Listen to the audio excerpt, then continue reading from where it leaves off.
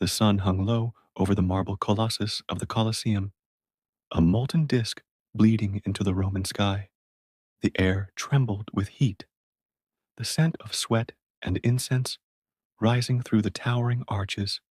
Tens of thousands of Romans pressed together in their seats, merchants, nobles, slaves, senators, all breathing as one monstrous organism hungry for death. From the highest tiers to the shadowed vaults below, the hum of anticipation grew heavier until it felt like a living pulse. Beneath the aroma of wine and roasted meat lingered something metallic and ancient, the tang of old blood soaked deep into the sand. Here, mercy was weakness, and spectacle was divine. Beneath the chants and drum beats that rolled through the amphitheater like thunder, the heart of an empire began to beat faster. When the iron gates below the emperor's seat groaned open, that heart began to feed. A naked man stumbled into the sunlight, chains glinting at his wrists. 50,000 throats erupted as one, drowning his cry in ecstasy. From the dark arch opposite, a lion emerged, its mane catching fire in the evening glow. The creature moved with terrifying calm, each step echoing against the marble, each breath heavier than the last. The crowd rose as if possessed, their voices shaking the walls. When the beast lunged and the first spray of blood struck the sand, it was not horror they saw.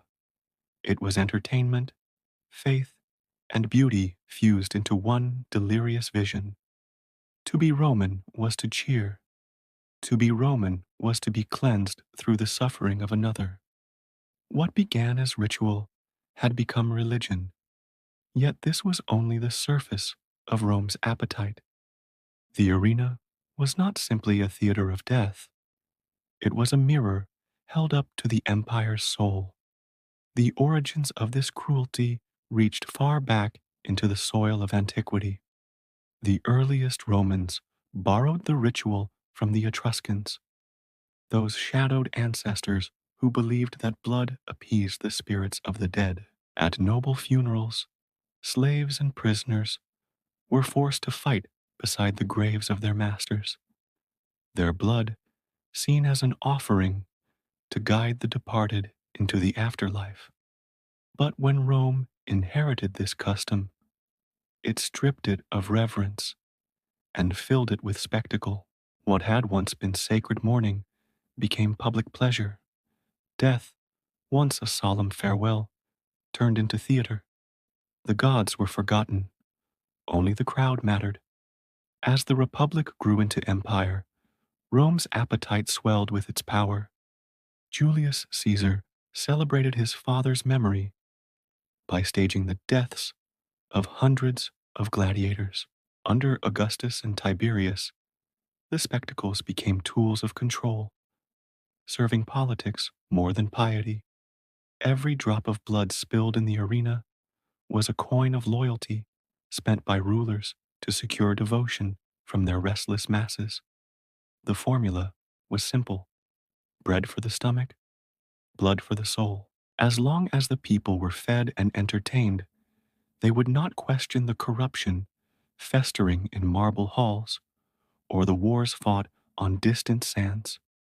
The amphitheater became a machine of obedience, a monument where power performed its own justification. The architecture of that control was mathematical.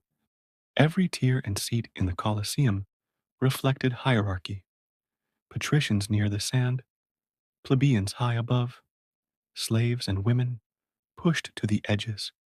The emperor sat at the center, godlike, deciding who lived or died with the turn of a wrist. Beneath the arena stretched a labyrinth of tunnels and cages where men waited in darkness for their fate. The moans of the condemned mingled with the growls of lions and the clatter of chains, a hidden symphony of terror beneath the roar of the crowd. To conquer was to rule. To rule was to punish, and to punish was to entertain. Justice and amusement fused until they became indistinguishable. The condemned, criminals, slaves, rebels, were stripped of names, their humanity erased, so their agony could be consumed without guilt. Children learned early that courage lay not in mercy, but in endurance, and that pity was weakness. The roar of the crowd became Rome's conscience, drowning out every whisper of compassion. An invisible economy thrived behind the marble walls. Merchants traded in flesh as casually as in wine or wheat. Armies returned from conquest, not only with gold, but with thousands of captives destined for the sand. Beasts were imported from every corner of the known world. Lions from Numidia, tigers from Parthia, crocodiles from Egypt. Even nature was enslaved. Tens of thousands of animals were slaughtered in a single festival, their carcasses left to rot under the sun while the city choked on the stench. Yet the people cheered louder, convinced that such excess proved divine favor. Rome believed cruelty was civilization's proof that mastery over pain was mastery over the world itself. As generations passed, death no longer required a reason. The games ceased to honor gods or fallen heroes. They became Rome's pulse, a ritual of dominance feeding on itself. Each emperor sought to outdo the last, transforming cruelty into policy. Senators sponsored executions for prestige. Wealthy citizens hosted miniature spectacles in their villas, and even moralists who condemned the games found themselves unable to look away. The poet Juvenal would later sneer that Rome had traded its voice for bread and circuses, but by then it was too late. Violence had become identity. The crowd that once mourned at funerals now celebrated slaughter. What Rome sought next was not death, but artistry, agony choreographed into beauty, humiliation into poetry. The arena became a stage, the screams a rhythm, the human body an instrument of imperial pride. In the earliest days, the killings still wore a mask of sanctity. Priests sprinkled the sand with consecrated wine, whispering prayers to Mars before the first blow. Blood was thought to purify the earth, but over time the prayers faded, replaced by drums and the murmuring crowd. Religion became theater, and theater became damnation. The men who died were no longer offerings to gods. They were currency spent for applause. Their screams rose like hymns to a civilization that had forgotten what holiness meant. The temples of Jupiter and Venus stood a short walk from the Colosseum, yet the Romans' true devotion was no longer to marble gods, but to the spectacle of flesh. Women in silk whispered about the symmetry of a gladiator's body, the beauty of his wounds, the sunlight glinting on his blood. Artists sketched the dying.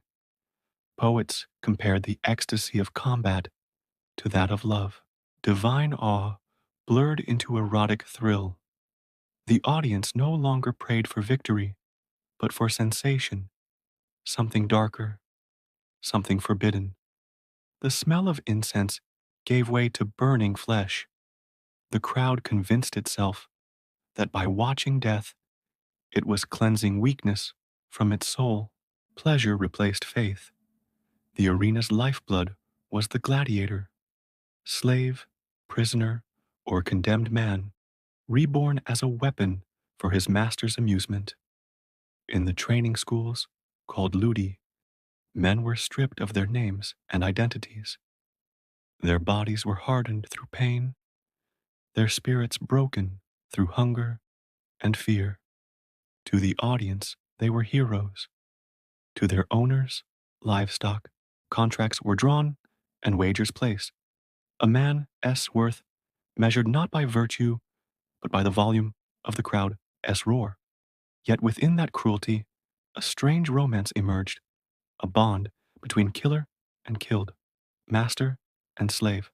Some gladiators became celebrities, their faces painted on pottery, their names whispered in taverns, adored by women who saw in them something primal.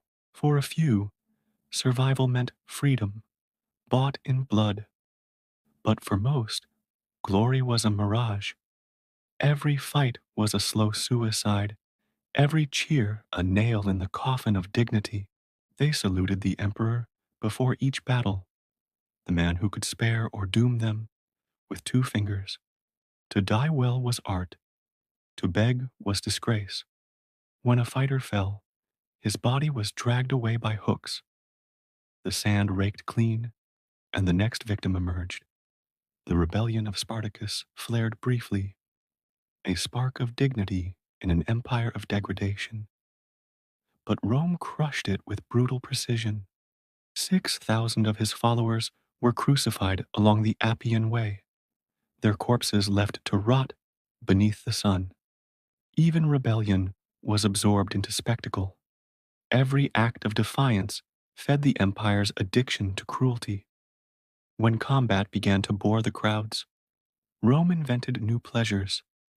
The damnatio ad bestias, condemnation to the beasts, became a favorite form of execution. Criminals and slaves were thrown naked into the arena where cages opened and nightmares emerged. Starved lions, enraged bears, painted leopards, gleaming beneath the sun, tore them apart as music played. The spectators called it justice, but justice had long ago merged with appetite. To keep novelty alive, execution turned to theater.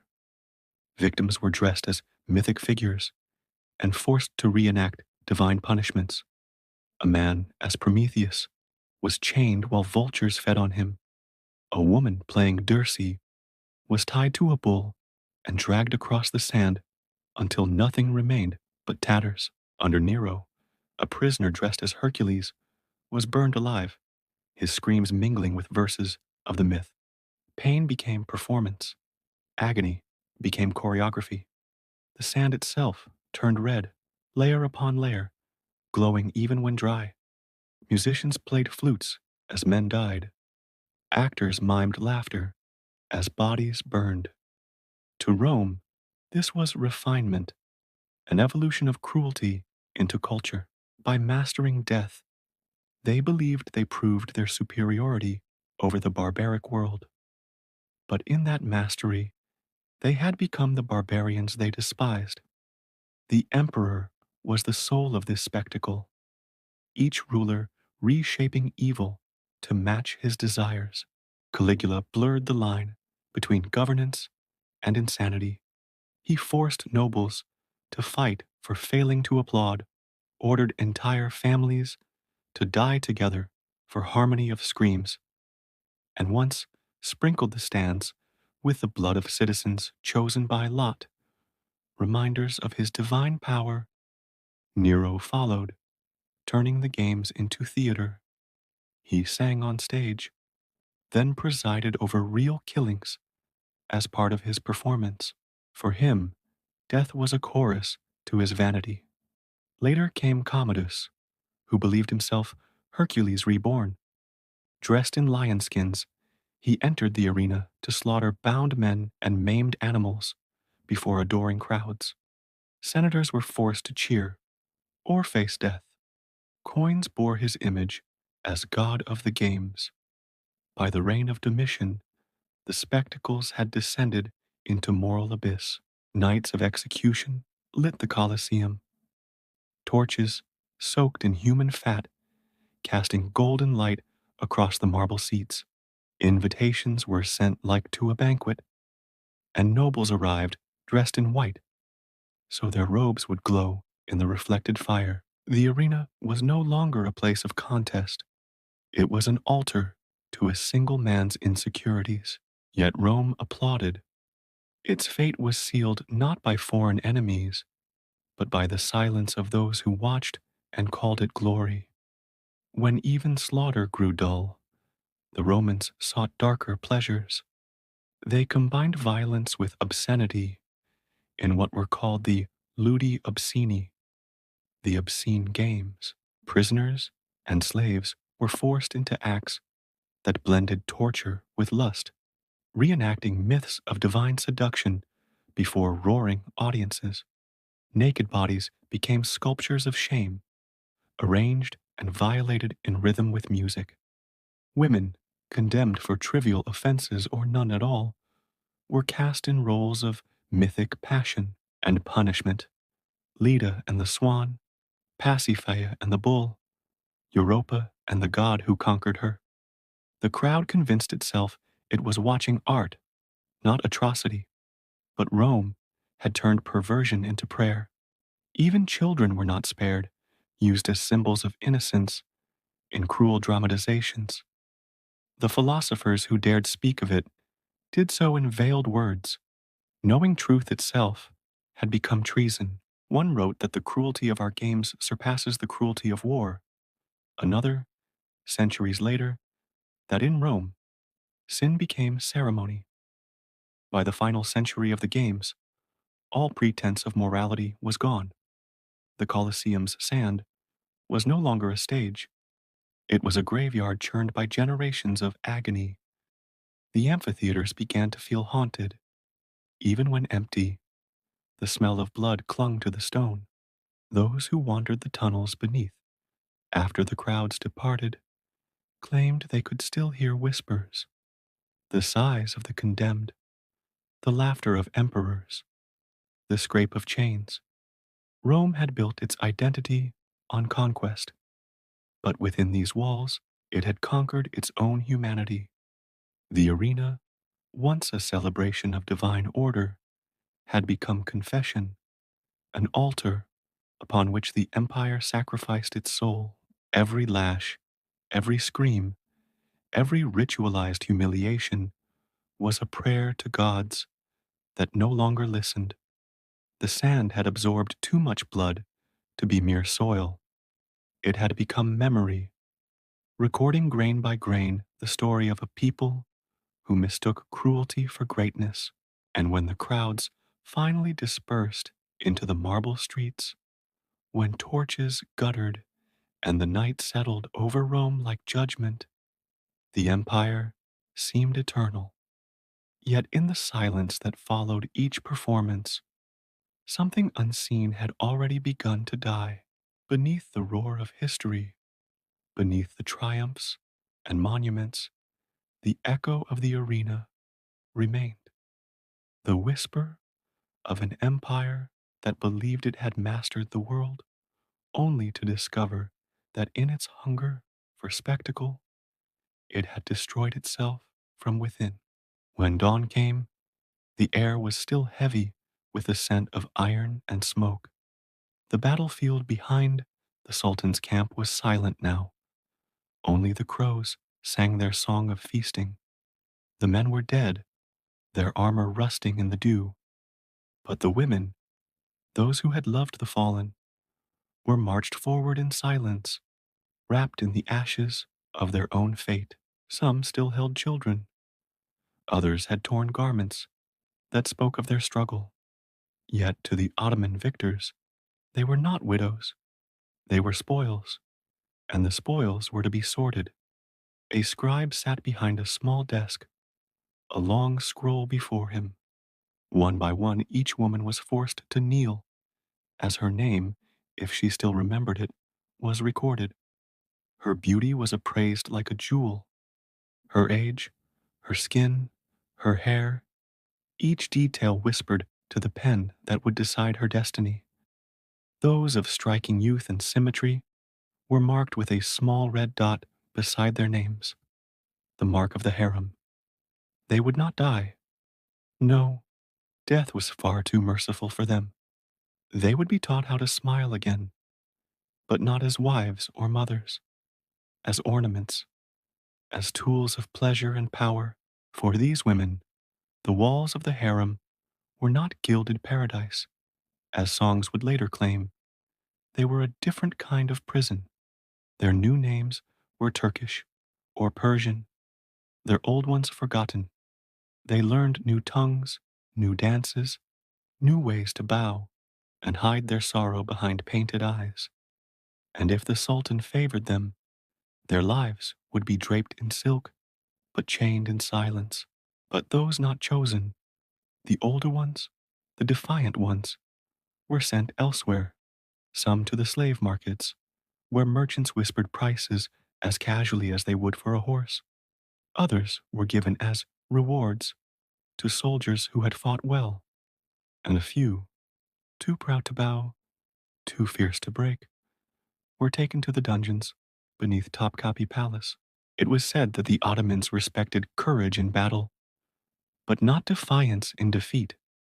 A woman who stared at her captor instead of lowering her gaze was seen as dangerous, a spark that could ignite rebellion among the conquered. In the cold, damp chambers, they were left to rot, their beauty fading with every tear, their stories vanishing in the dark. And yet, in that darkness, whispers began, whispers of wives who sang their husbands' war songs until their last breath, of mothers who cursed the Sultan with words so bitter that even the guards trembled, of girls who refused to speak, refused to eat, until their silence itself became rebellion. The empire feared these women, not for their strength of body, but for their strength of spirit, because they carried the memory of the men who had once stood against the crescent banners. And memory, in a world ruled by conquest, was the one thing that could not be conquered. As years passed, the sultans tried to rewrite the stories. They built gardens over old battlefields, fountains over graves. The chronicles of the court spoke of mercy, of justice, of integration of the vanquished.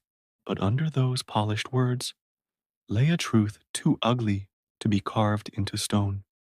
When the Janissaries rose in rebellion centuries later, they too spoke of vengeance, not for their fallen brothers alone, but for the women who had vanished into silk and shadow. Because many of those women, stolen from the Balkans, from Hungary, from the Caucasus, had borne sons, and those sons grew up inside the empire that had enslaved their mothers. Some became scholars, some soldiers, some even viziers. The empire's future was, in part, built by the very blood it tried to erase. There is a story, half legend, half truth, of a woman named Alina. She was the wife of a Wallachian knight who died fighting the Ottomans at Varna. Taken as a captive, she was sent to the imperial palace, renamed Aishi, and trained to serve. For years, she lived behind silk curtains, unseen by the world, until one night, when the Sultan, impressed by her quiet intelligence, asked her to read to him. She chose a book of poetry, one her husband had once recited to her, and with every verse, she wove his memory into the air. The Sultan, entranced, asked who had written such words. She smiled and said softly, "A man who died fighting you." It was said that she vanished the next day. Some say she was executed. Others believe she was set free, carried by secret allies across the sea. But in the villages of Wallachia, they still tell her story, not as a tale of defeat, but as proof that even in chains, the soul of a woman can remain unconquered. Across the centuries, the empire's chroniclers recorded victories, not voices. Yet history has a strange way of remembering what power tries to silence. The songs of those women, carried by traders and travelers, became whispers in foreign lands. In Venice, they were called the silenced brides. In Greece, the stolen mothers. In Serbia, the widows of the crescent. Each name was a wound, and a warning, for what the Ottomans did to those wives was not simply cruelty, it was a lesson in domination, a way of saying, we have not only conquered your land, we have conquered your love.